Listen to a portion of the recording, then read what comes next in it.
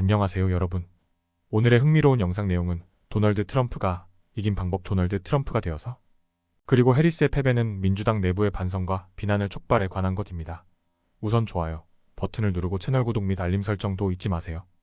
여러분의 관심과 지지가 저희에게 큰 힘이 됩니다. 첫 영상은 월스트리트 저널의 기사를 바탕으로 도널드 트럼프 전 대통령이 다시 백악관으로 향하는 길을 어떻게 열어나갔는지에 대해 이야기해보겠습니다. 경제, 이민, 안보 문제를 내세운 트럼프 전 대통령의 주요 전략과 그가 미국 대선에서 승리한 방법을 자세히 살펴볼게요. 트럼프는 민주당이 그의 발언과 행동을 문제 삼고 그를 위험인물로 묘사하려 했지만 그 노력은 오히려 그의 지지층을 더욱 결속시켰습니다. 트럼프는 과감하게 자신이 하고 싶은 말과 약속을 했고 특히 경제와 이민 문제를 해결하겠다는 강력한 비전을 제시했습니다. 유권자들은 트럼프가 경제를 회복하고 생활비와 세금을 낮추며 외국과의 갈등을 해결하겠다는 약속에 기대를 걸었습니다. 그는 자신을 정치적 공격에 맞서는 투사로 묘사하며 특히 흑인과 라틴계 유권자, 청년층까지도 지지층을 넓혔습니다. 트럼프는 해리스를 고물가와 불법 이민 문제의 주범으로 지목했습니다. 그의 발언은 때로 과장되거나 논란을 일으켰지만 열성적인 지지층에게는 매력적으로 다가갔습니다.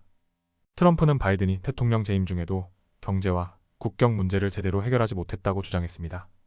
트럼프는 자신에 대한 여러 형사 고발을 부정하고 이를 오히려 자금 모금의 기회로 삼았습니다.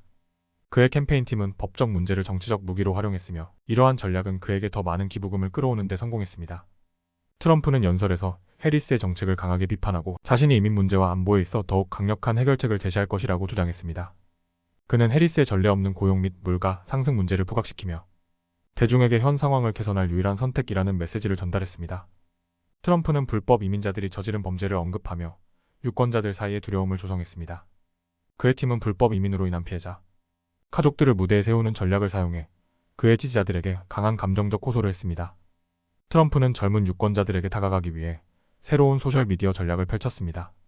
그가 틱톡 같은 인기 플랫폼에 등장하며 많은 남성 지지자들에게 어필했고 짧고 임팩트 있는 영상으로 큰 반향을 불러일으켰습니다.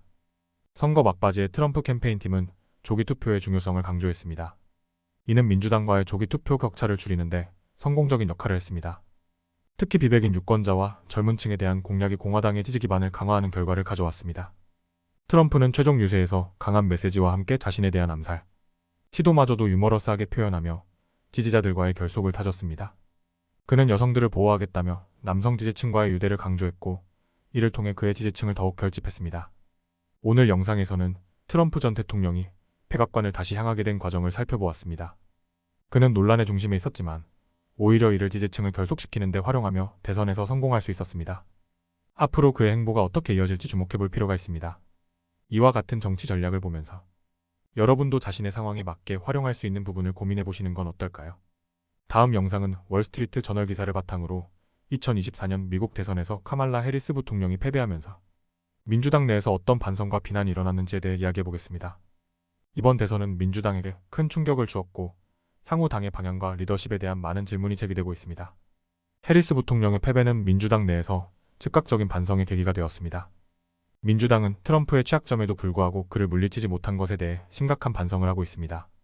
특히 당의 메시지가 노동계층과 중산층 유권자들에게 제대로 전달되지 않았다는 비판이 나오고 있습니다.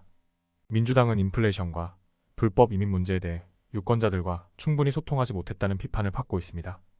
당 지도부의 한 고위 인사는 이번 패배에 대해 모두의 책임이라며 특히 전통적인 지지층이었던 노동계층과 소수민족의 지지 기반을 잃은 것이 큰 문제라고 말했습니다. 민주당은 점차 엘리트화되면서 일반 유권자들과의 거리감을 좁히지 못했다는 분석이 나옵니다. 일부 전략가들은 민주당이 이제는 트럼프 민주당으로 재편된 것 같다는 말까지 하며 엘리트적인 정책보다는 국민의 실제 문제에 집중할 필요가 있다고 지적하고 있습니다. 해리스 부통령의 패배로 인해 당내에서 다양한 목소리가 나오고 있습니다. 일부 중도파는 경제와 이민 문제를 직접적으로 다룰 것을 요구하는 반면 진보파는 새로운 유권자들을 끌어들이기 위해 더 진보적인 정책이 필요하다고 주장하고 있습니다. 해리스의 패배로 인해 민주당 내에서 새로운 리더십에 대한 목소리가 커지고 있습니다. 특히 미시간 주지사 그레첸 휘트머, 캘리포니아 주지사 개빈 뉴섬 등 차세대 후보들이 2028년 대선 후보로 떠오르고 있습니다. 해리스는 미네소타 주지사팀 월즈를 러닝메이트로 선택했지만 이 선택이 최선이었는지에 대한 논란이 있습니다. 하지만 러닝메이트 선택보다도 민주당이 여러 주에서 패배한 만큼 근본적인 전략이 더 큰 문제였다는 평가가 나오고 있습니다. 해리스의 패배 이후 민주당 내에서는 바이든 대통령의 역할과 리더십에 대한 비판이 제기되고 있습니다. 바이든이 고령에도 불구하고 재선에 도전했던 것이 당의 발목을 잡았다는 분석도 있으며, 바이든이 캠페인에서 물러나며 해리스를 지지하게 된 결정이 민주당의 경쟁력을 약화시켰다는 지적도 나옵니다. 앞으로 민주당은 트럼프의 집권에 어떻게 대응할 것인지에 대해 고민해야 합니다. 새로운 전국위원회 의장을 선출하고 당의 방향성을 재정립하는 것이 시급한 과제가 되었습니다. 2028년 대선을 대비해 민주당은 더 넓은 지지층을 확보하기 위한 전략이 필요합니다. 앞으로의 대선에서 트럼프를 상대할 후보로 누가 나올지, 그리고 당이 어떤 방향으로 나아갈지에 대한 논의가 활발해질 것으로 보입니다. 오늘 영상에서는 해리스 부통령의 패배가 가져온 민주당 내의 반성 및 향후 과제에 대해 알아보았습니다. 이번 패배로 인해 민주당은 당내 여러 이슈를 다시 살펴보며 미래를 대비할 필요가 있습니다. 오늘은 여기까지입니다. 다음 영상에서 더 유익하고 흥미로운 내용으로 찾아뵙겠습니다. 이 영상은 투자 의견이 아닙니다. 매우 고맙습니다.